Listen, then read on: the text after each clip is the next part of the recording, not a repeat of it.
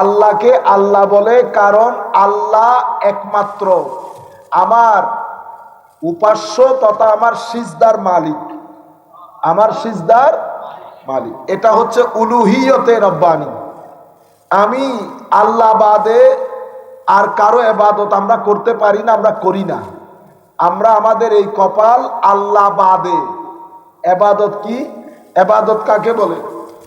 ইবাদত হচ্ছে যিনি আমার মালিক, ওনার সামনে আমার সর্বোচ্চ সম্মান দেখানো। সর্বোচ্চ সম্মান আমরা দেখাই কিভাবে? আমরা নামাজে দাঁড়াই, ধাপে ধাপে আমাদের শরীরের সর্বোচ্চ অংশ, সর্বোত্তম অংশ হচ্ছে মাথা, ঠিক না? মাথার মধ্যে সর্বোত্তম অংশ হচ্ছে কপাল। সেই কপালটাকে আমরা মাটির মধ্যে রাখি কার সম্মানে? এটাকে ইবাদত বলে। কেন? কারণ আমার এই সম্মানের মালিক শুধু যিনি আমাকে সৃষ্টি করেছেন তিনি। মওলা কেন? কারণ আমি রব্বুল আলামিন। আমি কি? আপনি যদি কাউকে যান সিজদা দিতে, আমার আল্লাহ আপনাকে দাঁড় করাচ্ছেন, বান্দা মাথাটা রাখার আগে চিন্তা করে দেখতো তোরে পালে কে? পালনকারী মানে আমার যত প্রয়োজন, যা কিছু আমার পৃথিবীতে দরকার হয়, হয়তো আপনারা অনেক সময় বুঝেন না। এমন কখনো হয়েছে টাকার জন্য আপনার খাওয়া আটকাই গেছে? কেমনে কেমনে কেমনে কেমনে ব্যবস্থা হয়ে যায় না? তো ব্যবস্থা কে করে? আমার আল্লাহ। কিন্তু আমরা অনেক বেশিরভাগ সময় আমরা বুঝতে পারি না আমার আল্লাহ যে আমাদের খাদ্যের ব্যবস্থা করে। দেখবেন একটা জিনিস আপনার মনে চাইতেছে খাইতে, একদিন হোক এক সপ্তাহ পরে হোক, দেখবেন যে কেমনে কেমনে সেটা কি হয়ে গেছে, মিলে গেছে। কেন? কারণ যিনি আপনাকে পালেন উনি আপনাকে সদা সর্বদা আপনার মনে দেখেন আপনি কি চান, আপনি কি চান। তাহলে তিনি আমার সিজদার মালিক কেন? কারণ তিনি আমাকে প্রতিপালন করেন। প্রতিপালন মানে আমি এখানে থাকার জন্য যা কিছু প্রয়োজন, আমার প্রয়োজনকে মিটান কে? আমার আল্লাহ।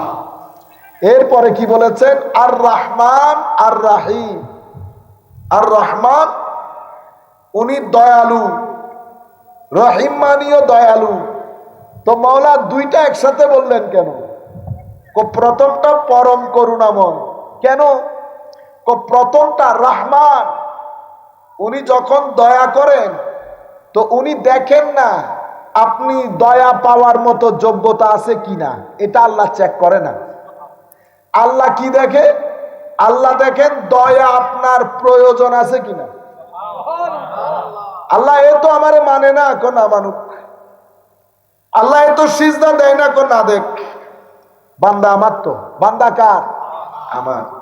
তার রহমতের প্রয়োজন। সন্তান হচ্ছে না, আমার আল্লাহ সন্তান দান করছে। ঘর হইতেছে না, ঘর দান করছেন। অসুস্থতা যাইতেছে না, অসুস্থতা দূরীভূত করছে। যাবতীয় দয়া আমার আল্লাহ করছেন। কেন? কারণ দয়া আপনার প্রয়োজন। মাওলা এতটুকু অবাধ্যতে তবুও করবেন দয়া, তবুও করবো দয়া। এরপরে কি বলেছে? আর রাহিম। মাওলা এটা কোন দয়া? এটা পরকালের দয়া। কিন্তু বান্দা পরকালের দয়ার ক্ষেত্রে আমি চেক করে দেখব কে যোগ্য তা সম্পন্ন, এই দয়া পাওয়ার যোগ্যতা আছে কিনা। আমি পরকালের দয়া যোগ্যতা বাদে দিব না। দুনিয়ার দয়া আমি যোগ্যতা না থাকলেও দিব, কিন্তু পরকালের দয়া আমি যোগ্যতা ছাড়া দিব না। পরকালে কি কি যোগ্যতা দরকার? পরকালের প্রথম যোগ্যতা আপনার ভিতরে ঈমান আছে কিনা। কি আছে কিনা? এটা পরকালের প্রথম যোগ্যতা। ঈমান আছে? ঈমান আছে। কি ঈমান? শুধু কলমা পড়ছেন, কিন্তু ঈমান থাকার পরেও আমার নবীর শানে বেয়াদবি করেছেন। আমার নবীর শানে বেয়াদবি করেছেন। ঈদে মিলাদুন নবীতে খুশি হইতে পারেন নাই, নবীর দুষ্ত্রুটি খুঁজে বের করছেন। তো ঈমান আছে? তো ঈমান আগে, ঈমান ইমানের পরে বাকি কিছু। তো ইমান কি? ইমান মুখে মুখে সাক্ষী দেওয়া। এটা তো মুখের জিনিস। ভিতরে কি? ভিতরে আমার নবীর এশক মোহাব্বত রাখা। আমার নবীর মায়া মোহাব্বত যার ভিতরে আছে তার ইমান পুক্ত আছে, তার ইমান পুক্ত আছে। ইমানের পরে মনে রাখবেন, ইমানের জন্য দুইটা জিনিস বড় জরুরি। একটা হচ্ছে মোহাব্বত, একটা হচ্ছে আদব। যারা সত্যিকার অর্থে মুমিন, যারা সত্যিকার অর্থে মুমিন, তাদের কাছে দুনিয়া আখিরাতের সবচেয়ে উত্তম সম্পদ হচ্ছে আল্লাহ এবং রসুলের মহব্বত। আল্লাহর মহব্বত কখনো হবে না যদি রসুলের মহব্বত না হয়। আমার আল্লাহ কোরআনে পাকের মধ্যে কি বলেছেন? ওয়াল্লাযীনা আমানু, যারা মুমিন, আসাদ্দু হুব্বান লিল্লাহ, তারা আল্লাহর প্রতি সর্বোচ্চ মহব্বত করেন, যার উপরে আর কোনো উপর নাই। আবার একই কোরআনের মধ্যে আমার নবী, আমার আল্লাহ বলছেন, হাবিব তাদেরকে বলে দিন, তারা যদি তাদের ধন সম্পদ, ঘর বাড়ি, টাকা পয়সা সব কিছুর চেয়ে আপনাকে বেশি মহব্বত না করে, তাইলে আযাবের মুখোমুখি হবে। হাদিসে পাকের মধ্যে আমার নবী বলছেন, তিনটা জিনিস যদি আপনার ভিতরে না থাকে আপনি ইমানের মজা পাবেন না। তাইলে বোঝা যাচ্ছে ইমান মজার জিনিস। কিসের জিনিস? মজা। ইমানের মধ্যে স্বাদ আছে। তো ইমানের স্বাদ পাওয়ার জন্য কি লাগে? ইমানের স্বাদ পাওয়ার জন্য আল্লাহ আল্লাহ রসুলের মহব্বত লাগে। তাইলে ইমানের পরীক্ষায় যদি আপনি পাস হতে চান কিয়ামতের ময়দানে, কারণ ওই যোগ্যতা বাদে আল্লাহর দয়া পাবেন না, আল্লাহর দয়া পাবেন না। এখন আল্লাহর দয়া পেতে হলে প্রথম পরীক্ষা ইমানের। এখন ইমানের ক্ষেত্রে খালি মুখে বলছেন, ভিতরে আমার নবীর এশক মহব্বত ছিল না, আলে বাইতে রাসূলের মহব্বত ছিল না, সাহাবায়ে কেরামের মহব্বত ছিল না, আউলিয়ায়ে কেরামের মহব্বত ছিল না, তাইলে ওখানে আটকে যাবে। এই মহব্বতের পরে, ইমানের পরে এবার আমল দেখবে, আমলগুলা ঠিক আছে কিনা। আমল কি? আমল, আমরা নামাজ পড়ি, রোজা রাখি, হজ করি, যাকাত দেই, মানুষকে সহযোগিতা করি।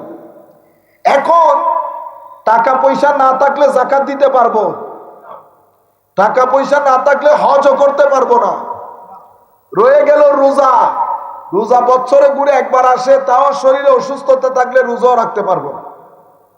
তাহলে শুধু রয়ে গেছে একটা জিনিস, সেটা কি? নামাজ। এখন আপনি পুরা জিন্দেগিতে নামাজ না পড়ে কিয়ামতের ময়দানে আল্লাহর রহমতের আশা করতে পারবো? কারণ আমার আল্লাহ তো রহমত ওই কিয়ামতের যোগ্যতা বাদে দিবে। তাইলে আমাদেরকে কি করতে হবে?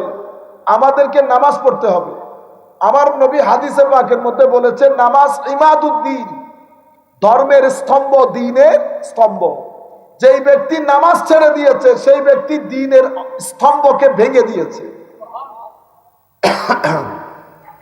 আরেক হাদিসের মধ্যে আমার নবী ইরশাদ করেছেন, মুমিন আর কাফেরের মধ্যে ফারাক হচ্ছে নামাজ। মুমিন আর কাফেরের মধ্যে ফারাক কি? নামাজ। এবার আপনি নামাজ পড়লেন, এটা মনোযোগ দিয়ে শুনবেন। নামাজ পড়ছেন কিন্তু আবার গালিও দিছেন। নামাজ পড়ছেন, আইল কেটে জায়গা বড় করছেন। নামাজ পড়ছেন, প্রতারণা করছেন, জুলুম করছেন। নামাজ পড়ছেন, ঘরে বসে বসে গীবত করছেন। তাইলে নামাজের নূর আর ভিতরে থাকবে? থাকবে না।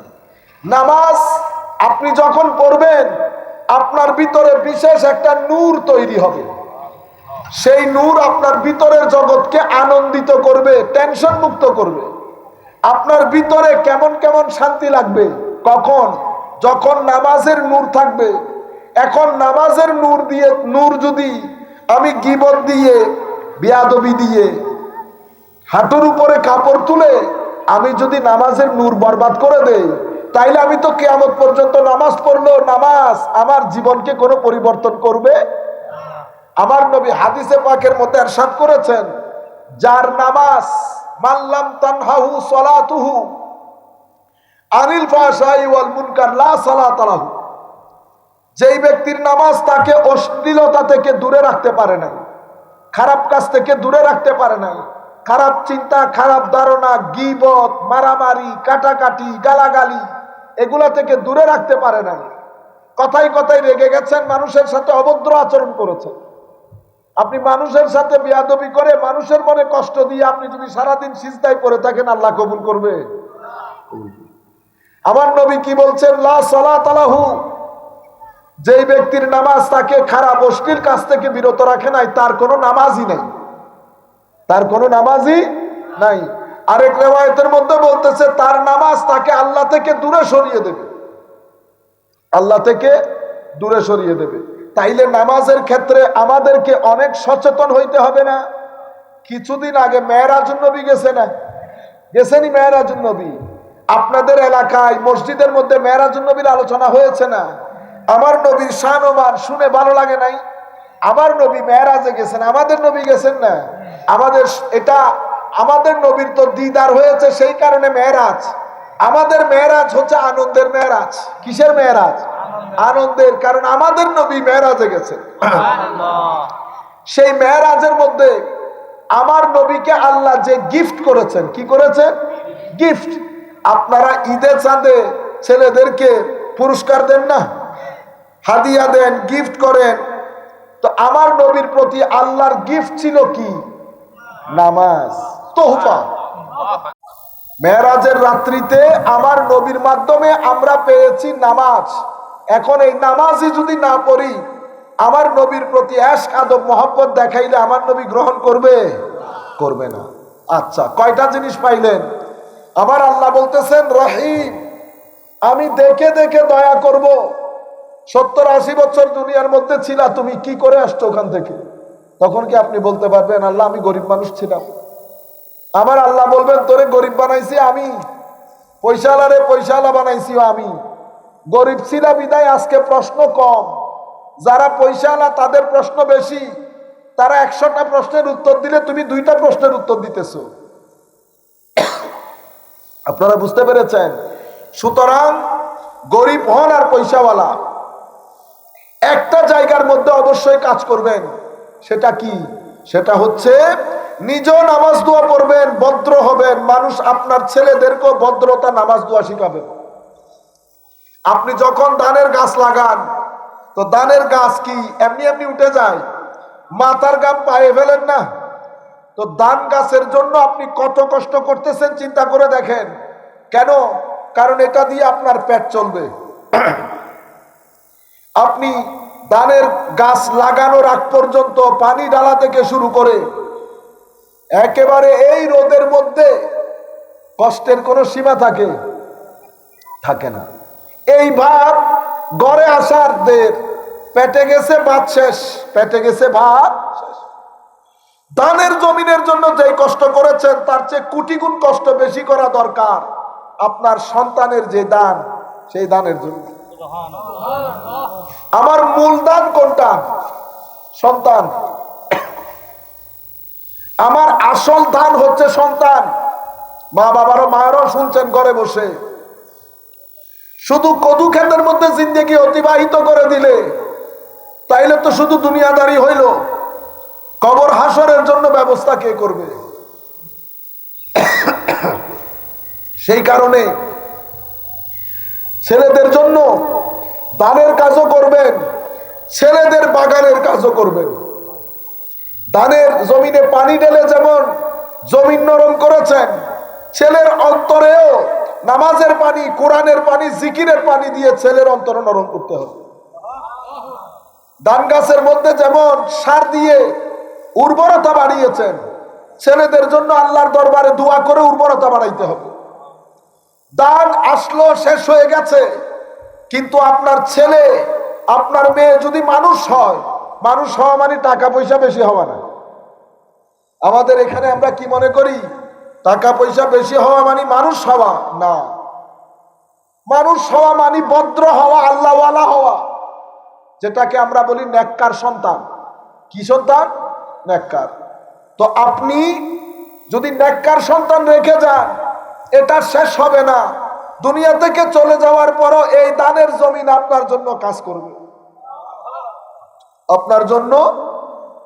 আপনারা হয়তো কোনোদিন এটা চিন্তাও করেন নাই, বস ছেলে মেয়ে হয়েছে, আপনি আপনার কাজ করছেন, আস্তে আস্তে বড় হচ্ছে। কেন বড় হবে? আমার আল্লাহ বলছেন, বান্দা তোর জিম্মাদারি আছে। প্রত্যেক মানুষ জিম্মাদার। কিয়ামতের ময়দানে আমি তোমার জিম্মাদারি তুমি কিভাবে পালন করছো আমি তোমাকে জিজ্ঞেস করব। কুল্লুকুম মাসউল রাইন ওয়া কুল্লুকুম মাসউল আন রাইয়াতিহি আও কামা ক্বালা নবী সাল্লাল্লাহু আলাইহি ওয়াসাল্লাম। তোমরা প্রত্যেকই জিম্মাদার, প্রত্যেককেই তার জিম্মাদারির ব্যাপারে জিজ্ঞেস করা হবে। আপনি এখন চিন্তা করে দেখেন তো, আপনার ছেলেকে আপনি কোরআন শিখাইছেন কিনা? হ্যাঁ না আপনার কাছে। নামাজ শিখাইছেন কিনা? হ্যাঁ না আপনার কাছে। আপনি তাকে তাকওয়া পরহেজগারি শিখাইছেন কিনা? হ্যাঁ না আপনার কাছে। আমার নবীর ইশক শিখাইছেন কিনা? মোহব্বত শিখাইছেন কিনা? আলে বাইত রাসূলের মোহব্বত তাজিম শিখাইছেন কিনা? হ্যাঁ না আপনার কাছে। হালাল রুজি খাইতে হবে, তোমার বড়দেরকে সম্মান করতে হবে, এটা শিখাইছেন কিনা? যদি না শিখাই থাকেন তাইলে কিয়ামতের দিন আল্লাহর দয়া থেকে বঞ্চিত হব। আল্লাহ আমলের পরে দেখবেন আমি আমার দায়িত্ব পালন করছি কিনা। আমার আল্লাহ কোরআনে পাকের মধ্যে বলেছেন, কু আনফুসাকুম ওয়া আহলিকুম নারা। তোমরা নিজেরা এবং তোমাদের সন্তান সন্ততিদেরকে জাহান্নামের আগুন থেকে রক্ষা করো। কিভাবে?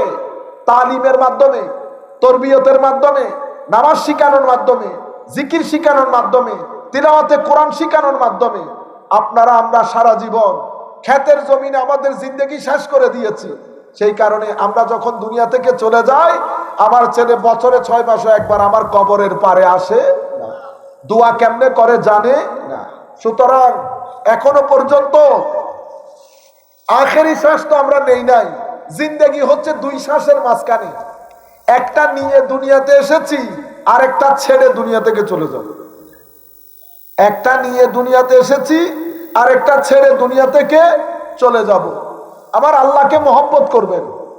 আমার আল্লাহকে আজকে বাসায় গিয়ে শোয়ার সময় চোখ বন্ধ করে আল্লাহকে ডাকবেন, আল্লাহ, ও আল্লাহ, ও রব, ও রহমান, মালিক। ভিতরে মায়া, চোখকে কাঁদা কাঁদা ভাব নিয়ে আমার আল্লাহকে একটু ডাকবেন। আল্লাহর মায়া করেন নাই, আমার নবীর মায়া করেন নাই। আমার নবীকে সালাম দেবেন, আসসালাতু ওয়াসসালামু আলাইকা ইয়া রাসূলুল্লাহ। যেখানে যান মুখের মধ্যে দরুদ শরীফ রাখবেন, সাল্লাল্লাহু আলাইহি ওয়াসাল্লাম, সাল্লাল্লাহু আলাইহি ওয়াসাল্লাম। ক্ষেতের মধ্যে কাজ করতেছেন, 2 মিনিট পর পর বলবেন আল্লাহ। দেখি আমার সাথে একটু জিকির করেন, বলেন সুবহানাল্লাহি ওয়ালহামদুলিল্লাহি ওয়ালা ইলাহা ইল্লাল্লাহু ওয়াল্লাহু আকবার ওয়ালা হাওলা ওয়ালা কুওয়াতা ইল্লা বিল্লাহিল আলিয়্যিল আযীম। সুবহানাল্লাহি ওয়া বিহামদিহি সুবহানাল্লাহিল আযীম ওয়া বিহামদিহি আস্তাগফিরুল্লাহ।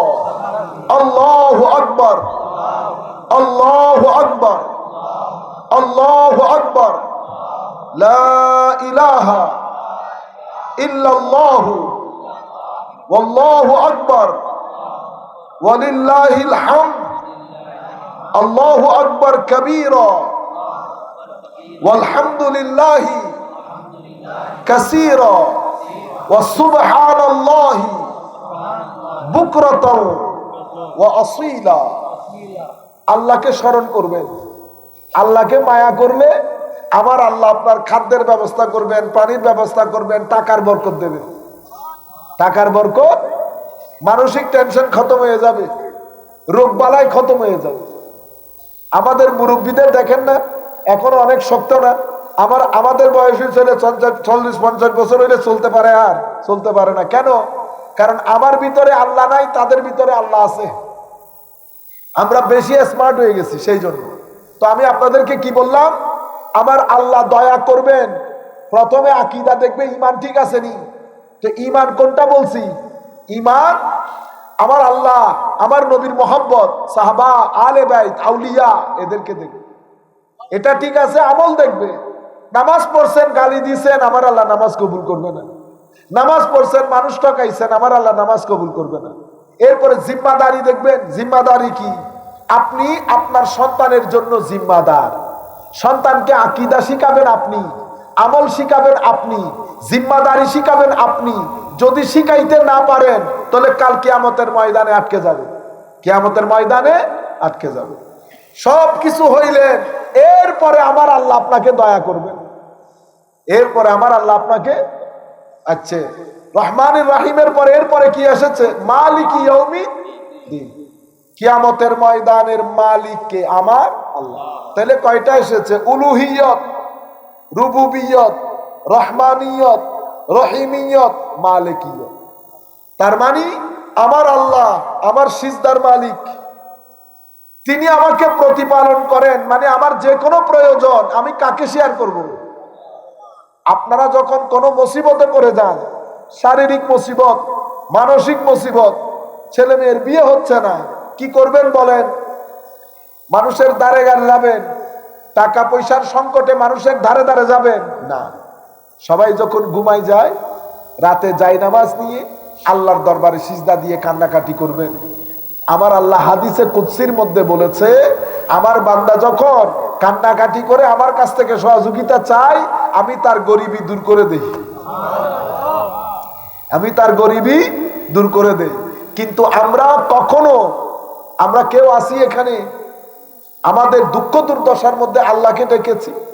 অমুককে ফোন দেয়, সমুককে ফোন দেয়, চেয়ারম্যানকে ফোন দেয়, যাকে আসলে ফোন দেওয়ার কথা তাকে ফোন দেয় না। আল্লাহ আমাদেরকে বেশি মায়া করে, মহব্বত করে।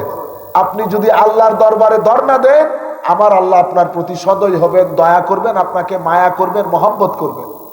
আপনারা বুঝতে পেরেছেন? তাইলে আমার এই কারণে সিজদার মালিক আল্লাহ, পালেন আমাকে আল্লাহ, দয়া করেন আল্লাহ। দুনিয়ার দয়ার সময় আমার আল্লাহ যোগ্যতা দেখেন না, পরকালের দয়ার সময় যোগ্যতা দেখবেন, যোগ্যতা দেখবেন। সুতরাং যোগ্যতা আমাকে এখানে অ্যাচিভ করতে হবে না, অর্জন করতে হবে না। যোগ্যতা কি? ঈমান আসেনি, আমল আসেনি, জিম্মাদারি ভালো করে পালন করছে কিনা। এরপরে কারণ কি? কারণ হচ্ছে আল্লাহ সবকিছুর মালিক। এরপরে আমরা কি বলি? ইহদিনাস সিরাতাল, আল্লাহ আমাকে সিরাতুল মুস্তাকিম দেখান। আমি তো এটা বলি, কিন্তু শয়তান আল্লাহকে কি বলছে জানেন? শয়তানকে যখন আল্লাহ জান্নাত থেকে বের করে দিচ্ছে, কেন বের করে দিয়েছে? কারণ সে আদম আলাইহিস সালামের শানে বিয়াদবি করেছে। তো নবীদের শানে বিয়াদবি করলে কি হয়? শয়তান হয়। নবীদের শানে বিয়াদবি করলে কি হয়? অভিশপ্ত শয়তানে পরিণত হয়। তো শয়তান যখন বিয়াদবি করছে, আল্লাহ যখন বলছে বের হয়ে যায় এখান থেকে, তখন সেই শয়তান আল্লাহর দরবারে বলতেছে, আল্লাহ আনজিরনি ইলা ইয়াউমি ইউবাসুন, আপনি আমাকে কিয়ামত পর্যন্ত বেঁচে থাকার একটা সুযোগ দেন। আমার আল্লাহ বলতেছেন, ক্বালা ইন্নাকা মিনাল মুনজারিন, দিলাম তোরে সুযোগ। তখন সেই বলতেছে, আমি কথা দিলাম, ওয়াদাবদ্ধ হলাম, আমি সিরাতুল মুস্তাকিমের উপরে বসা থাকবো। আমি বলতেছি আল্লাহ সিরাতুল মুস্তাকিম দেখান। শয়তান বলতেছে আমি সিরাতুল মুস্তাকিমের উপর বসা থাকবো। দুঃখে পড়ে গেছি না? এখন আমি বলতেছি আপনার বাড়িতে যাব, এবং বাঘ একটা রাস্তায় বসে আছে, আমি কেমনে যাই? সে শুধু বসে থাকবে বলে নাই, সে বলছে আমি আপনার বান্দারা যখন সিরাতুল মুস্তাকিমে আসবে, আমি আপনার বান্দাদেরকে সামনে থেকে, পিছনে থেকে, ডান থেকে, বাম থেকে আক্রমণ করব। সুম্মা লা আতিয়ান্নাহুম মিন বাইনি আইদিহিম ওয়া মিন খালফিহিম ওয়া আন আইমানিহিম ওয়া আন শামাইলিহিম ওয়া লা তাজিদু আকসারাহুম শাকিরিন। আপনি আপনার বেশিরভাগ বান্দাকে আমি পথভ্রষ্ট করে ছেড়ে দেব। আপনারা বুঝতে পেরেছেন? বলেন তো দেখি আমরা শয়তানের হামলার শিকার হয়েছি কিনা? আমরা কেউ, বেশিরভাগ লোক কোরআন শরীফ পড়তে জানি, এটা শয়তানের হামলা। বেশিরভাগ লোক আমরা আল্লাহ রসুল কবর হাসর ভুলে গেছি, শয়তানের হামলা। আমরা অতিমাত্রায় দুনিয়াদার হয়ে গেছি, শয়তানের হামলা। আমাদের ঘরগুলোর মধ্যে টিভি সিনেমার আড্ডাখানা হয়েছে, শয়তানের হামলা। দুনিয়া থেকে যে চলে যাব সেটা আমার মাথায় একদম চলে গেছে, আমার মাথা থেকে, শয়তানের হামলা। সে কি বলেছে? আমি সামনে থেকে আক্রমণ করব, পিছন থেকে আসব, ডান থেকে আসব, বাম থেকে আসব, এবং আমি আপনার বেশিরভাগ বান্দাকে পথভ্রষ্ট করব। আপনি তাদেরকে সিরাতুল মুস্তাকিমে খুঁজে পাবেন। মুফাসসিরিনে কেরাম আমাদেরকে বলছেন, ডানের হামলা কিসের উপর করবে? ডানের হামলা সে আকীদার উপর করবে। কিসের উপর? আমি প্রথমে কি বলেছি? আল্লাহ দয়া করবে কিসের কারণে? প্রথমে আকীদা, ঈমান। সে হামলা করবে প্রথমে কিসের উপর? আকীদার উপর। আকীদা বলতে আপনার যে একজন আল্লাহ আছে সেটা বলাই ফেলবে, আপনার যে রসুল আছে বলাই ফেলবে, অথবা রসুলের শানে বিভিন্ন কথা বলে বলে বিয়াদবি শিখাবে। আখিরাত সম্পর্কে আপনাকে একেবারে গাফেল, অলস করে ফেলবে। আমাদের জীবনে আমরা যে কিছুদিন পরে কবরে চলে যাব, ছোট্ট একটা ঘরের মধ্যে আমাদের আশ্রয় হবে, আমরা বিন্দু পরিমাণ চিন্তা করি না। আমাদের জিন্দেগি থেকে পরকালের আসর খতম হয়ে গেছে। আমরা মনে করছি বস পাশের মানুষ মারা গেছে, আমি জীবনেও মারা যাব। যেতে যেতে এলাকার মানুষ সব দুনিয়া থেকে চলে গেছে, তবুও শয়তান আমাকে কনভিন্স করে রাখছে যে তুই মারা যাবি না, বাকি সবাই যাবে। আপনারা বুঝতে পেরেছেন কিসের হামলা? শয়তানের হামলা। আপনার আমার জিন্দেগি থেকে ঈমান, আকীদা, পরকালের প্রতি আসক্তি সব খতম হয়ে গেছে।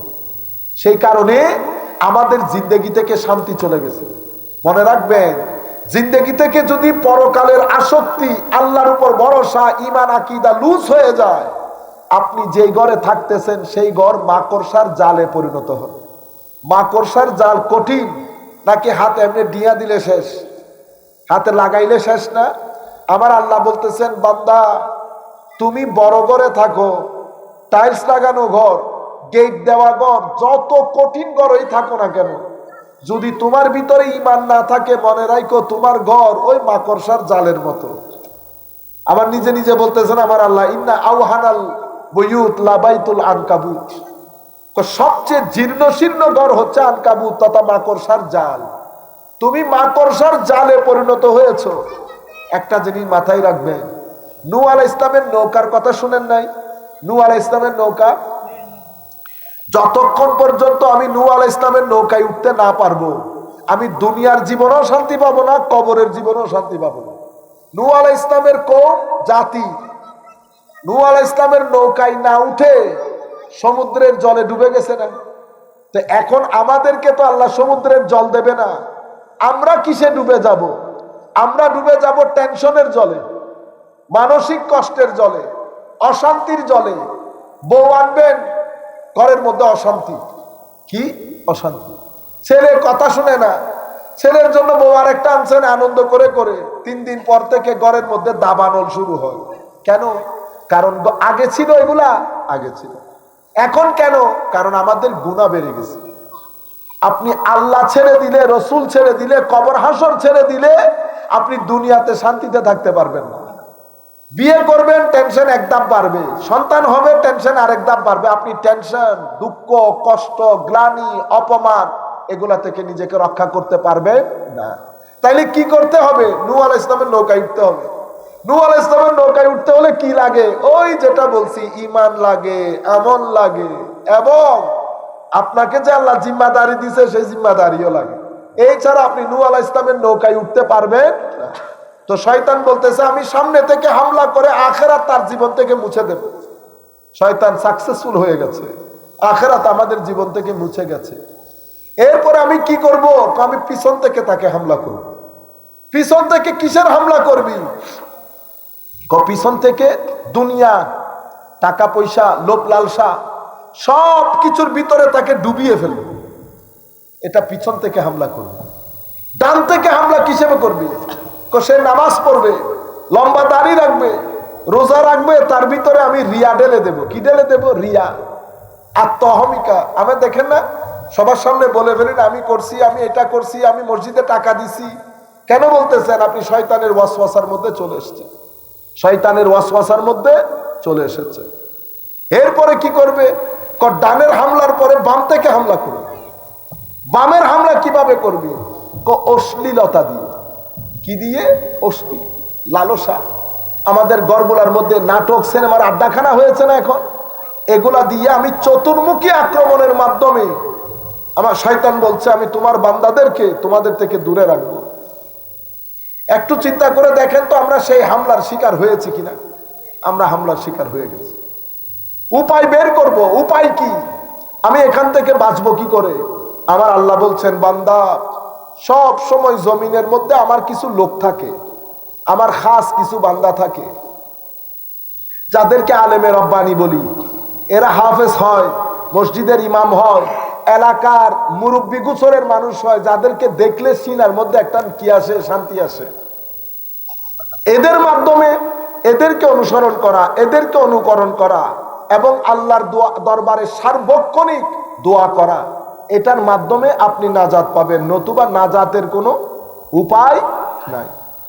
একটু দরুদ শরীফ পড়ি আমরা। আল্লাহুম্মা সাল্লি আলা সাইয়্যিদিনা মাওলানা মুহাম্মদ ওয়া আলা আলি সাইয়্যিদিনা মাওলানা মুহাম্মদ ইন্নিল তায়ার রিহাস সাবাব ইয়াওমান ইলা আরদিল হারাম বাল্লিগ সালামি রাউদাতান ফিহান নবিয়ুল মুহতারামি আল্লাহুম্মা সাল্লি আলা সাইয়্যিদিনা মাওলানা মুহাম্মদ ওয়া আলা আলি সাইয়্যিদিনা মাওলানা মুহাম্মদ আকবাদুনা মজরুহাতুন মিন সাইফে হিজরিল মুস্তাফা তুবা লি আহলে বালদাতিন ফিহান নবিয়ুল মুহতাশামি আল্লাহুম্মা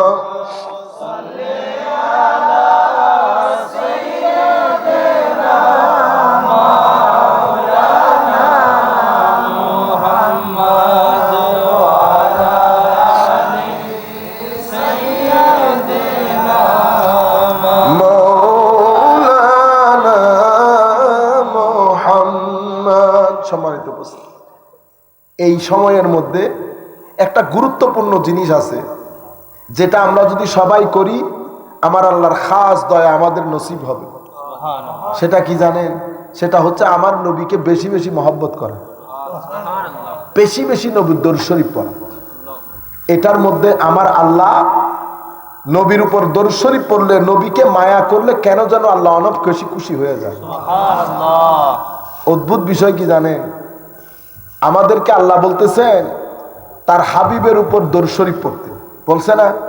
ইন্নাল্লাহা বলেন ওয়া মালাইকাতাহু নবী, মানে নিশ্চয় আল্লাহ এবং ফেরেশতারা তার নবীর উপর কি পড়ে? সালাত পড়ে, দরুদ পড়ে। এরপরে কি বলেছে? ইয়া আইয়ুহাল্লাযীনা আমানু। তারপর হে মুমিন তোমরাও দরুদ পড়ো, পড়ি না? তা আমরা আপনারা পড়ার সময় কি পড়ি বলেন তো? আল্লাহুম্মা। দরুদ তো আপনি পড়েন নাই, আপনি আল্লাহকে বলতেছেন পড়তে। কখনো খেয়াল করছেন? আল্লাহ আপনাকে বলছে হে মুমিন দরুদ পড়ো নবীর উপর, আমিও পড়ি, কিন্তু আপনি পড়তেছেন কি? আল্লাহুম্মা সাল্লি আলা মুহাম্মদ। আল্লাহ আপনি পড়েন কি রে? আল্লাহ বলতেছেন আমাকে পড়তে, আপনি বলতেছেন আল্লাহকে পড়তে। কেন? হায় হায়, আমার নবীর শান অনেক অনেক অনেক উপরে, অনেক উপরে। কতটুকুন উপরের? আপনি যার উপরে আর কোনো উপর নাই, আমাদের জন্য এর উপরে কান আর কোনো উপর নাই। কারণ আল্লাহর তার কোনো উপর নিচ নাই। আল্লাহর উপর নিচ আছে? নাই। আল্লাহর ডান বাম নাই, উপর নিচ নাই, উপর থেকে নিচে আসা, নিচ থেকে উপরে যাওয়া, এগুলো আল্লাহর শানের খেলাফ। বুঝতে পেরেছেন?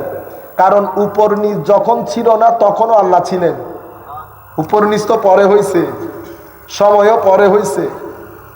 তো তখন যেভাবে ছিলেন এখনো তেমন আছে। আপনারা বুঝতে পেরেছেন?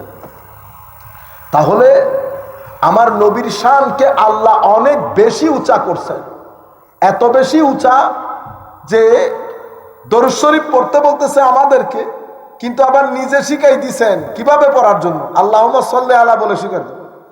কেন আল্লাহ? কারণ তোরে যদি দরুদ পড়তে দেই, তুই আমার নবীর শান অনুযায়ী দরুদ পড়তে পারবি না। তুই নবীর শান অনুযায়ী দরুদ পড়তে পারবি, তো তুই আমারে দিয়া দে, আমি জানি আমার নবীর শান কিরকম, আমি আমার নবীর শান অনুযায়ী পড়বো, আমি আমার নবীর শান অনুযায়ী পড়ে নেব। সেই কারণে আমাদেরকে বলছে পড়তে, কিন্তু আবার বলতেছে আল্লাহুম্মা সাল্লি আলা মুহাম্মদ। বুঝতে পেরেছেন আপনারা? আমার কথাটা বুঝতে পেরেছেন? এটা এক আজিম জিনিস। এবং অতিমাত্রায় দরুদ শরীফ পড়ার মধ্যে নবী করিম সাল্লাল্লাহু আলাইহি ওয়াসাল্লামের খাস একটা নজর নসিব হয়। সেটা আপনার ভিতরের জগৎ থেকে অন্ধকার দূর করে দেয়, টেনশন দূর করে দেয়, মানুষকে আল্লাহ ওয়ালাতে পরিণত করে, মানুষকে আল্লাহ ওয়ালাতে পরিণত করে। এবং ভিতরের জগতের মধ্যে যদি বেশি অন্ধকার থাকে, আপনি মিথ্যা বলতেছেন, গীবত করতেছেন, গালি দিচ্ছেন, ভিতরের জগতের মধ্যে যা কিছু করতেছেন অন্ধকার হয়ে যাচ্ছে না? আপনার ভিতরের জগতে অন্ধকার থাকলে আপনি কোনোভাবে জীবনে শান্তি পাবেন না। কেন? কারণ আমাদের জীবনে গ্যাস্ট্রিক দুই ধরনের। গ্যাস্ট্রিক বুঝেন? গ্যাস্ট্রিক, গ্যাস্ট্রিক হয় না আমাদের? এই যে সামনে রমজান শরীফ আসতেছে, এই চনা বুট পেঁয়াজু খাইয়া আমাদের গ্যাস্ট্রিক বেড়ে যায় না? কেন? কারণ এটাকে বলে গ্যাস। কি বলি? গ্যাস। আপনি তেলযুক্ত চর্বিযুক্ত জিনিস যখন খান, আপনার ভিতরে গ্যাস বেড়ে যায়। গ্যাস বেড়ে যাওয়ার কারণে আপনার অনেক খিদা থাকা সত্ত্বেও আপনার খেতে ইচ্ছে করে না। খেতে ইচ্ছে করে, সাহারিতে কি বলেন? ক্ষুধা নাই। অথচ আপনি ইফতারের পর আর কিছু খানই নাই, কিন্তু আপনার খিদা লাগতেছে না। কেন? ভিতরে গ্যাস বেড়ে গেছে। গ্যাস কেন বেড়েছে? কারণ আপনি এমন এক কিছু খাইছেন যেটা আপনার পেট পছন্দ করে না। এটাকে আমরা কি বলি? স্টোমাক আপসেট হয়ে গেছে। কি বলি? আপনারা বলেন না পেট ফেপে গেছে? তো যারা ইংরেজিতে কথা বলে ওরা কি বলে? স্টোমাক আপসেট হয়ে গেছে। মানে আমার স্টোমাক, আমার পেটে মন খারাপ করছে। কেন? কারণ আমার পেট যেটা পছন্দ করে না সেটা পেটের ভিতরে দিয়ে দিছে। তো পেটের যেমন পছন্দ অপছন্দ আছে, আমার রূহ কল্ব বাতেনেরও পছন্দ অপছন্দ আছে।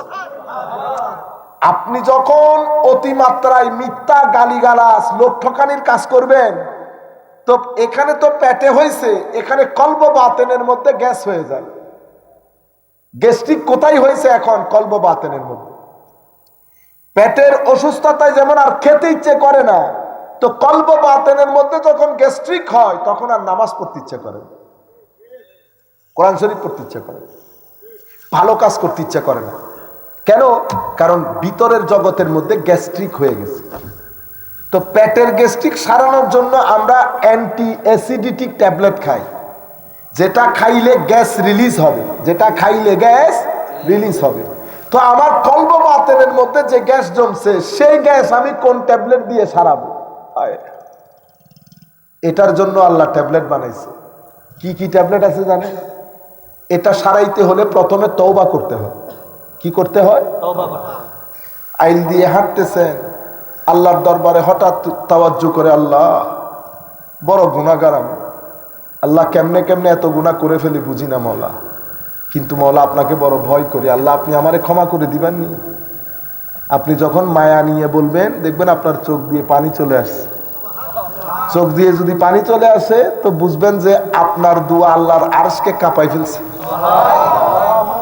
আল্লাহর আরশকে কাঁপাই ফেলছে। আল্লাহ ক্ষমা করার আগে বান্দার ভিতরের জগতে তুফান তৈরি হয়।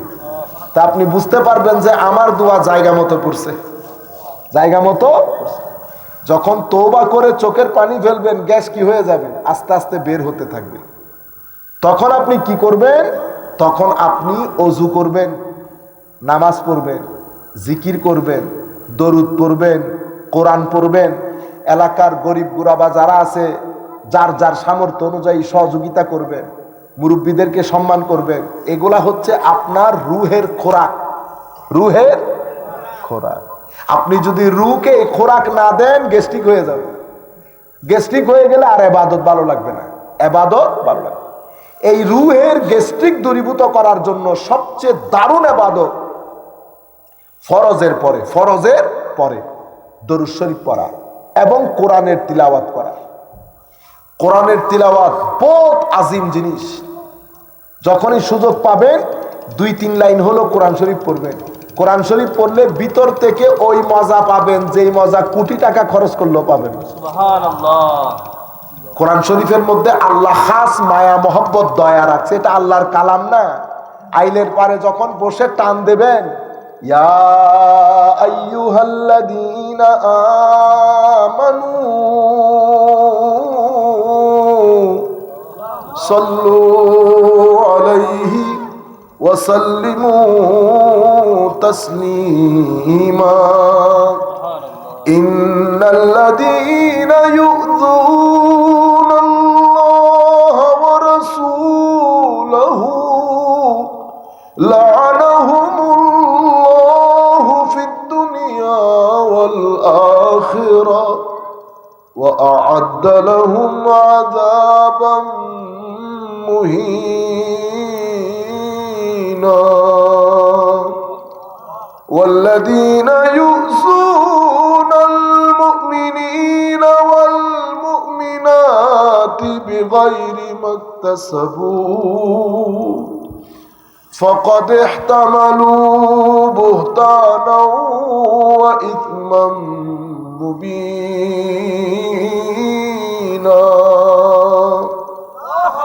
যখন এগুলা পড়বেন চোখ বন্ধ করে দেখবেন ভিতরের মধ্যে তুফান তৈরি হয়েছে। সুবহানাল্লাহ। ভিতরের মধ্যে তুফান তৈরি হয়েছে। চোখ দিয়ে যদি পানি পড়ে তো মনে করবেন কোরআন শরীফ আল্লাহ শুনতেছেন আপনার তিলাওয়াত। আল্লাহ কোরআন শরীফ আপনার তিলাওয়াত শুনতেছেন। তো এগুলা যখন করবেন শুধু আপনি শান্তি না, তো যারা আপনাকে দেখবে তাদের ভিতরেও শান্তি লাগবে। সুবহানাল্লাহ। যারা আপনাকে দেখবে তাদের ভিতরে এই শান্তি নিয়ে যদি আপনি কবরে চলে যান তো যারা আপনার জিয়ারতে আসবে তারাও শান্তি পাবে। যারা আপনার জিয়ারতে আসবে, আল্লাহর ওলিদের কবর জিয়ারত করলে অন্তরে এত শান্তি কেন আসে? কারণ তাদের সিনার ভিতরে এই নূরগুলা ভর্তি ছিল। মানুষে না মরে, নূর মরে? নূর মরে না। এই জন্য তাদের জিয়ারতের মধ্যে, তাদের জিয়ারত হচ্ছে কলেজ ইউনিভার্সিটির ছেলেরা বুঝবে, source of energy, source of এনার্জির মূল কেন্দ্র। আপনি যখন যাবেন আপনার ভিতরেও আপনি শক্তি পাবেন। সেই জন্য কোরআনের তিলাওয়াতের মাধ্যমে রূহ জিন্দা হয়, জিক্র ইলাহির মাধ্যমে রূহ জিন্দা হয়। মা বাবার খেদমতের মধ্যে আপনি যখন মায়ের মাথায় তেল লাগাই দিবেন, মাকে একটু দৌড়ে তুলবেন, বাবাকে একটু সহযোগিতা করবেন, রূহ জিন্দা হবে। আপনি যদি এগুলা ছেড়ে দেন রূহ মারা যাবে, গ্যাস্ট্রিক হয়ে যাবে ভিতরে। আমি আপনাদেরকে যেটা বলেছি, রূহর জিন্দেগি সবচেয়ে বেশি আছে আমার নবীর এশক থেকে, আদব থেকে, মহব্বত থেকে।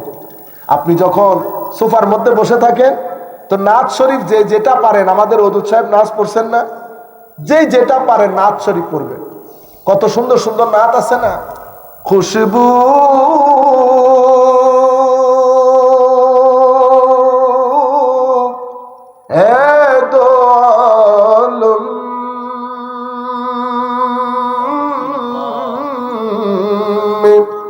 তেরি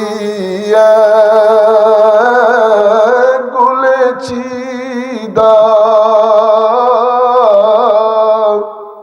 কিসমো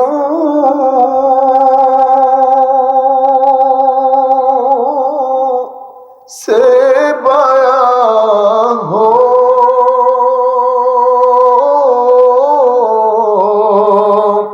तेरे औसाफ हमीदा किस्मों से बया हो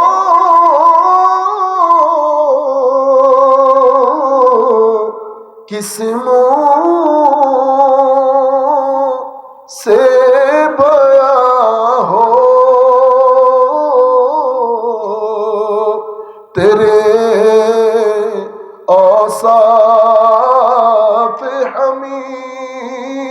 দাও। খাস একটা ভিতরে এক ধরনের লেগে ওঠে না, এটা রুহের খোরাক। রুহের আপনি যদি টাকা ডালেন, পয়সা ডালেন, পুরা দুনিয়া যদি এটার ভিতরে ঢেলে দেন, রুহ খাদ্য পায় না, পেটের খাদ্য যায়। টাকা দিয়ে কখনো রুহের স্বাদ আসে না। রুহের খাদ্য আসে আপনি কোনো মুরব্বীকে তাকায় যদি বলেন, কাকা আসসালামু আলাইকুম, ভালো আছেন, রুহের খাদ্য, রুহ জিন্দা হয়ে যাবে। আপনি যখন আপনার বাবার গায়ে হাত দিয়ে দেখবেন, বাবা ভালো আছেন, সব ঠিক আছে, বাবাকে একটা টেলিফোন দিয়ে জিজ্ঞেস করবেন, রুহ জিন্দা হয়ে যাবে। রুর খাদ্য আলাদা, রুর খাদ্য আলাদা।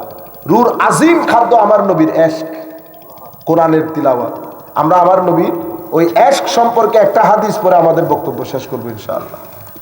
হযরতে আনাস বিন মালিক রাদিয়াল্লাহু তাআলা আনহু, সাহাবীরা আমার নবীর এশকের মধ্যে কিভাবে ফানা ছিলেন দেখেন। হযরত আনাস বিন মালিক আল আনসারী উনি বলছেন, উনি আমার নবীর খেদমত করেছেন অনেকদিন, আপনারা জানেন। আন্না আবা বকরিন কানা ইউসাল্লি লাহুম ফি ওয়াজাইন নবী সাল্লাল্লাহু আলাইহি ওয়াসাল্লাম আল্লাযী তুফিয়া ফীহি হাত্তা ইযা কানা ইয়াউমুল ইথনাইন ওয়া হুম সুফুফুন ফিস সালাত। আমার নবী যখন ইন্তেকালের দুনিয়া থেকে চলে যাওয়ার আগে অসুস্থ হয়ে গেছে, তো আমার নবী নামাজ পড়াইতে পারতেন না। আমার নবীর পরিবর্তে সাহাবায়ে কেরামকে নামাজ পড়াতেন হযরত আবু বকর সিদ্দিক। কি বলবেন? সাহাবীর নাম শুনলে কি বলবেন? রাদিয়াল্লাহু তাআলা আনহু, অবশ্যই বলবেন রাদিয়াল্লাহু তাআলা আনহু। তো বলে যে এভাবে করতে করতে যেই দিন আমার নবী দুনিয়া থেকে চলে গেছেন, সোমবার, সেই দিন এসেছে। সেই দিন সব সাহাবী পিছনে, আমার আবু বকর সিদ্দিক নামাজের ইমামতিতে। এমত অবস্থায় তারা নামাজ পড়ছেন, ওয়াহুম সুফুফুন ফিস সালাত, তারা নামাজের মধ্যে সফবন্দি অবস্থায় নামাজ পড়ছে। ফাকাশাফান নবী সাল্লাল্লাহু আলাইহি ওয়াসাল্লাম সিতরাল হুজরা, আমার নবী দুনিয়া থেকে চলে যাবেন কিছুক্ষণ পরে। আমার নবী বিছানা থেকে উঠলেন, উঠে দেখতেছেন আমার নবীর সাহাবীরা কিভাবে নামাজ আদায় করতেছে, দিলকে ঠান্ডা করার জন্য। আমি আপনাদেরকে বলেছি না ছেলেদের জন্য সময় দিতে, আমরা তো জমিনে সময় দেই। আমার নবী সাহাবীদের পিছনে পুরা জিন্দেগি লাগিয়ে দিয়েছে সাহাবীদেরকে তৈরি করার জন্য। আমি আপনাদেরকে দান তৈরি করার জন্য নিষেধ করি নাই, এটাও করবে কিন্তু ওইটাও করবে।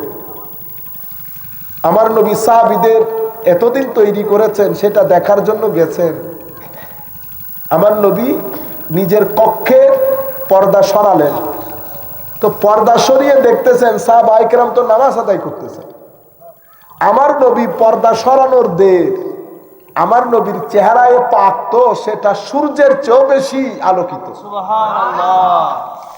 সূর্য যখন উঠে ঘরগুলো আলোকিত হয়ে যায় না, আপনারা ঘুম ভেঙে যায় না, কি বলেন? পর্দা টেনে দেন, বাইরে থেকে আলো আসতেছে, ঘুম ভেঙে গেছে, ঠিক না? তো আমার নবী যখন পর্দা ছড়াই রুমের দিকে তাকাইছে, সাহাবায়ে কেরাম নামাজের মধ্যে বুঝতে পারছে যে আমার নবী ছাড়া এই আলো আর কারো কাদ্দমে সম্ভব না। নিশ্চয় আমার নবী রুমের মধ্যে তশরিফ এনেছেন। এটা দেখার পরে ওয়াহুয়া কাইম কানা ওয়াজহুহু ওয়ারাকাতু মাসহাফ, তো আমার নবী, সাহাবায়ে কেরাম আমার নবীর চেহারায় পাক দেখে বলতেছে, আমার নবীর চেহারা মুবারক কোরআন শরীফের পেজের মতো, পাতার মতো চমকাচ্ছে। সুম্মা তাবাসসামা ইয়াদহাকু, আমার নবী মুস্কি হাসলেন। সাহাবায়ে কেরাম নামাজে, আমার নবী কামরা থেকে তাকাইছেন, সাহাবায়ে কেরামও নবীর দিকে তাকাইছেন। আমার নবী সাহাবায়ে কেরামের নামাজ দেখে অনেকদিন পর একটা মুস্কি হাসি দিলেন। সুবহানাল্লাহ। মুস্কি হাসি দেওয়ার বার আমার মালিক, আমার মাওলা, আমার আকার মুখে মুস্কি হাসি দেখার পরে বলা হচ্ছে ফাহামামনা আন নাফতাতিনা মিনাল ফারাহে বিরুয়াতিন নবী সাল্লাল্লাহু আলাইহি ওয়াসাল্লাম। কোন নবীকে দেখে সাহাবায়ে কেরাম নামাজের মধ্যে এমন উল্লাসিত হয়ে গেছে, নামাজ ছেড়ে দেওয়ার জোগাড় হয়ে গেছে। নামাজে সাহাবায়ে কেরাম এমন উল্লাসিত, এমন আনন্দিত, নামাজ ছেড়ে দেওয়ার জোগাড় হয়েছে। ফানাকাসা আবু বকরিন আলা আকিবাইহি লিয়াসিলা সাফ। হযরত আবু বকর সিদ্দিক তো ইমামতিতে, উনি মনে করেছেন আমার নবী তশরিফ আনবেন, আমার নবী ইমামতি করবেন। আবু বকর সিদ্দিক পিছনে চলে আসতেছেন। ওয়াজান্না আন্না নবী সাল্লাল্লাহু আলাইহি ওয়াসাল্লাম খারিজুন ইলা সালাত ফাআশারা ইলাইনা নবী সাল্লাল্লাহু আলাইহি ওয়াসাল্লাম। আমার নবী এভাবে ইশারা করলেন যে তোমরা নামাজ শেষ করো, আমি আসবো না। সুবহানাল্লাহ। আন আতিম্মু সালাতাকুম ওয়া আরখাস সিতরা ফাতুফিয়া মিন ইয়াউমিহি। সাহাবায়ে কেরাম নামাজ শেষ করলেন, ওই দিনই আমার নবী দুনিয়া থেকে চলে গেছে। সুবহানাল্লাহ। আপনি সাহাবায়ে কেরামের এশক আনন্দ দেখেছেন। আরেকটা একই হাদিস আবু বকর সিদ্দিক রাদিয়াল্লাহু তাআলা আনহুকে, অনেক ধন্যবাদ বেটা। আরেকটা আমার নবী, আমরা আপনাদেরকে ভালোবাসি, আরেকটা আমার নবীর মহব্বত। হায় হায় হায়। হযরতে সাহাল বিন সাদ আস-সাঈদী বলছেন, আন্না রাসূলুল্লাহ সাল্লাল্লাহু আলাইহি ওয়াসাল্লাম যাহাবা ইলা বনি আমর ইবনে আউফ লিইসলিহা বাইনাহুম। আমর ইবনে আউফ, আপনাদের এখানে বিভিন্ন বাড়ির নাম আছে না? তো আমার নবীও সাহাবায়ে কেরামদেরকে নিয়ে এক বাড়ির মধ্যে গেছে, তাদের একটা মাসলা ফয়সালা করে দিতে। বাইয়ে বাইয়ে বা কিছু একটা হয়েছে, ফয়সালার জন্য গেছে। ফাহানাতিস সালাত, নামাজের ওয়াক্ত হয়ে গেছে। আমার নবী ওদের এই জুট ঝামেলাগুলো মিটাইতে মিটাইতে একটু দেরি হয়ে যাচ্ছিল। সাহাবায়ে কেরাম ফাজা আল মুআজ্জিন ইলা আবি বকর, মুআজ্জিন হযরত আবু বকর রাদিয়াল্লাহু তাআলার কাছে এসে বলতেছেন, হুজুর আপনি কি আমাদেরকে নামাজটা পড়াই দেবেন? নামাজের তো দেরি হয়ে যাচ্ছে। তখন আবু বকর বলছেন, আচ্ছা ঠিক আছে। উনি একামত দিলেন, আবু বকর নামাজের ইমামতিতে দাঁড়াইলেন। ফাজা রাসূলুল্লাহ সাল্লাল্লাহু আলাইহি ওয়াসাল্লাম, নামাজ চলতেছে, আবু বকর ইমামতি করতেছে। ইত্তা বছরে আমার নবী তশরিফ আনলেন। নবী তশরিফ এনে ওয়ান নাসু ফিস সালাত, মানুষ তো সাহাবায়ে কেরাম তো নামাজ আদায় করছে আবু বকর সিদ্দিকের পিছনে। ফাতাখাল্লাসা হাত্তা ওয়াকাফা ফিস সাফে ফাসাফাকান নাস, আমার নবী পিছন থেকে সাহাবায়ে কেরামকে একটু একটু আলোক করে করে সামনের কাতারে চলে আসছে। সুবহানাল্লাহ। আমার নবীকে দেখে সাহাবায়ে কেরাম নামাজের মধ্যে তালি মারা শুরু করলেন। কথা তো আর বলতে পারতেছেন না, তখন ওনারা মাসালাটা জানতেনও না, কিন্তু তালি এমন মারা শুরু করছে, তারা বুঝাইতে চাচ্ছে আবু বকর আপনি পিছনে চলে আসেন, আমার নবী তশরিফ আনছে, ইমামতি আমার নবী করবেন। সবাই তালি মারা শুরু করেছেন। বর্ণনাকারী বলছে আবু বকর সিদ্দিক রাদিয়াল্লাহু আনহু নামাজে দাঁড়ালে দুনিয়াদারি আর খবর থাকতো না। সুবহানাল্লাহ। উনি অসম্ভব খুশু এবং খুদু নিয়ে নামাজ আদায় করতেন। এতগুলো মানুষ তালি দিচ্ছে, আবু বকর সিদ্দিকের কোনো খবর নাই। এক পর্যায়ে ফালাম্মা আকসারান নাসুত তাসফিক, যখন তালি অনেক বেড়ে গেছে, সবাই সমানে তালি দিচ্ছে, নামাজ ভেঙে যাওয়ার কথা না। দুই হাতে যখন আপনি কোনো কাজ করবেন, আমলে কাসির বলে না এটাকে, কিন্তু আমার নবী আছে তো, নবীর সম্মানে কাজ করতেছে তো নামাজ ভাঙে না।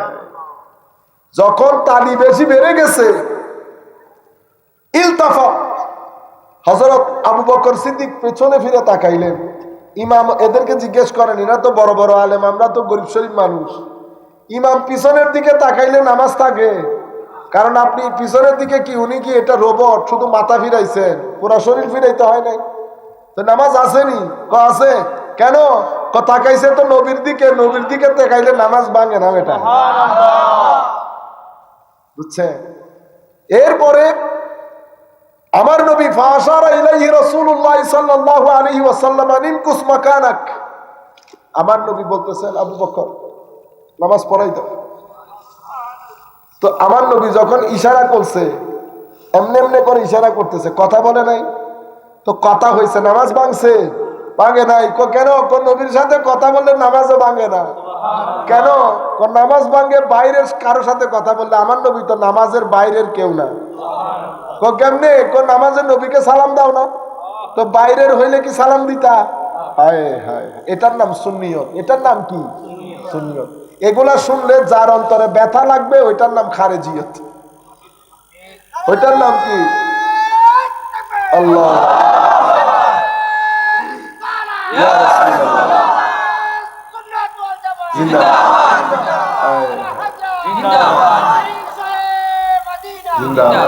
আবু বকর সিদ্দিক রাদিয়াল্লাহু তাআলা আনহুর কাজ দেখেন, যখন আমার নবী বলতেছে আবু বকর নামাজ কন্টিনিউ করো, তখন উনি আগেও আসেন নাই, নামাজও পড়াই নাই, হাত তুলে দিছে আল্লাহর দরবারে। ফারাফা ইয়াদাইহি, ফারাফা আবু বকর ইয়াদাইহি ফাহামিদাল্লাহ আলা মা আমারাহু বিহি রাসূলুল্লাহ সাল্লাল্লাহু আলাইহি ওয়াসাল্লাম মিন যালিক। উনি আগে আল্লাহর দরবারে ফরিয়াদ করে বলতেছে, আল্লাহ তোর দরবারে লাখো শুকরিয়া, তুই আবু কুহাফার ছেলে, কুহাফার পোলা আবু বকরকে এমন নামাজের ইমামতির মধ্যে দাঁড় করাই দিলি যে নামাজের মুক্তাদির কাতারে ইমামুল মুরসালিন দাঁড়িয়ে আছে। নামাজ ভাঙছে? ভাঙে না। এত কিছু করতেছে, নামাজ ভাঙে না, নামাজ ভাঙে না। এরপরে কি? সুম্মাস্তাখারা আবু বকর, আবু বকর সিদ্দিক মোনাজাত শেষ করে পিছনে চলে আসলেন। হাত্তাস্তাওয়া ফিস সাফ, পিছনে এসে কাতারে দাঁড়িয়ে গেলেন। ইমাম সাহেব হাঁটছে না, পিছনের কাতারে আসার জন্য হাঁটতে হবে না ভাই, 1 কদম 2 কদম 3 কদম পিছনে আসছে। আমার নবী নামাজে দাঁড়াইছে, এই নামাজ কোনোভাবে ভাঙে না। কেন? কোন নবীর তাজিমে করলে কোনো কিছু ভাঙে না। কেন? আমার নবী নামাজের বাইরের কেউ না, ভিতরের লোক।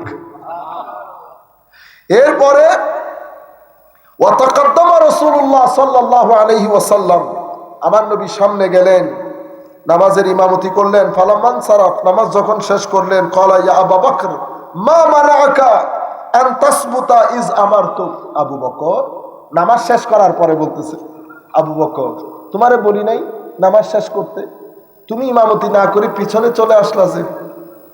এখন আবু বকর সিদ্দিকের জবাব দেখে, ফাকাল আবু বকরি মা কানা লিইবনে আবি কুহাফা আন ইউসাল্লিয়া বাইনা ইয়াদাই রাসূলিল্লাহ সাল্লাল্লাহু আলাইহি ওয়াসাল্লাম। হুজুর, কুহাফার ছেলে আবু বকরের আবার কি শান, সে ইমামুল মুরসালিন নবীর সামনে নামাজের ইমামতি করবে, আবু বকরের আবার কি ফজিলত ইয়া রাসূলুল্লাহ। তখন আমার নবী মাসআলা শিখাইলেন, মালি রাআইতুকুম আকসারতুমুত তাসফিক, তোমরা তালি দিচ্ছিলা কেন?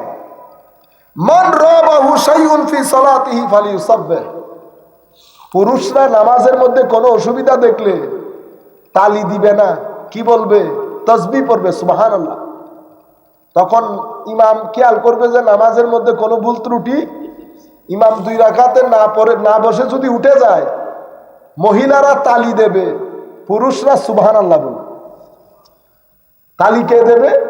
মহিলা। নামাজের মধ্যে কি বলতে পারবেন, ইমাম সাহেব বসে যান, নামাজ থাকবে? থাকবে। মহিলা তালি দেবে, পুরুষরা তাসবিহ পড়বে। হ্যাঁ, ওইভাবে হাতের উপরে। আবার আপনি এমনি এমনি মারেন, তাইলে তো হইতো না। আপনারা বুঝতে পেরেছেন? আপনি হাত ধরছেন না, এই এমনি তাসফিক, বুঝতে পেরেছেন? পুরুষরা এটা দিবে না, মহিলারা দিবে। পুরুষরা সুবহানাল্লাহ বলুন, তখন ইমাম সাহেব বুঝতে পারবেন যে কিছু একটা ভুল হয়েছে। আমি আপনাদেরকে বুঝাইতে চাচ্ছি, পুরা প্রক্রিয়ার মধ্যে আপনি দেখেন নামাজে সাহাবায়ে কেরাম আমার নবীর প্রতি কি মহব্বত দেখাইছে। এইভাবে আমার নবীর এই সুন্নিরা এই মহব্বত কোত্থেকে শিখছে? এই সাহাবায়ে কেরামের রক্ত দিয়ে যারা পরবর্তীতে আসছে, তাদের ভিতরে রগ রেশার ভিতরে আমার নবীর এই মহব্বত ঢুকছে। আমার নবীর এই মহব্বত ঢুকছে। রক্ত যদি নাও এসে থাকে, বাতাসে বাতাসে আসছে। কিসে আসছে? বাতাসে বাতাসে। এই জন্য নবীর মহব্বত কে কি বলে না বলে কানের বাইরে রাখে। ঘরে বসে বিশুদ্ধবারে জিকির করবেন, বিশুদ্ধবারে ঘরে বসে জিকির করবেন। ছেলেদেরকে নিয়ে অন্তত আধা ঘন্টা আল্লাহর জিকির করবেন, আল্লাহ আল্লাহ আল্লাহ জিকির, ভিতরে শান্তি পাবেন। ছেলেদেরকে নিয়ে কতক্ষণ জিকির করার পরে আবার দরুদ শরীফ পড়বেন, কিয়াম মিলাদ করবেন, ইয়া নবী সালাম আলাইকা, ইয়া রাসূল সালাম আলাইকা। কিয়াম করেন না আপনারা? তো হুজুর ডাকতে হবে না, আপনি যদি কোনো শেয়ার না পারেন শুধু এটাই পড়তে থাকেন। ছেলেদেরকে নিয়ে 3-4 বার পড়েন, ইয়া নবী সালাম আলাইকা। এটা ছাড়া এগুলা হচ্ছে আসল দান। এগুলা কি? আপনি যখন চলে যাবেন আপনার ছেলে ওই কাটা মুরগির মতো করবে, তখন বাবার কথা বলতে বলতে চোখ দিয়ে পানি বের করবে।